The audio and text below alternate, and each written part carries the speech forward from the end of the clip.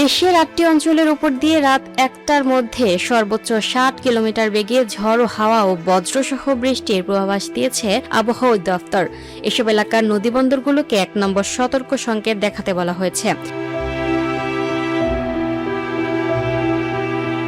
বৃহস্পতিবার ৭ই মে আবহাওয়াবিদ ডক্টর মোহাম্মদ ওমর ফারুকের সই করা অভ্যন্তরীণ নদীবন্দরগুলোর জন্য দেয়া এক পূর্বাভাসে তথ্য জানানো হয়। পূর্বাভাসে বলা হয়েছে, আজ দিবাগত রাত ১টা পর্যন্ত ময়মনসিংহ, খুলনা, বরিশাল, পটুয়াখালী, নোয়াখালী, চট্টগ্রাম, কক্সবাজার ও সিলেট অঞ্চলের উপর দিয়ে পশ্চিম বা উত্তর পশ্চিম দিক থেকে ঘন্টায় ৪৫ থেকে ৬০ কিলোমিটার বেগে অস্থায়ীভাবে দমকা অথবা ঝড়ো হাওয়া বয়ে যেতে পারে। সেই সঙ্গে বৃষ্টি বা বজ্রসহ বৃষ্টি হতে পারে। এসব এলাকার নদীবন্দরগুলোকে ১ নম্বর পুনরায় সতর্ক সংকেত দেখাতে বলা হয়েছে। এদিকে আজ সকাল ৯টা থেকে পরবর্তী ১২০ ঘন্টার আবহাওয়ার পূর্বাভাসে বলা হয়েছে, লঘুচাপের বর্ধিতাংশ পশ্চিমবঙ্গ থেকে উত্তর বঙ্গোপসাগর পর্যন্ত বিস্তৃত রয়েছে।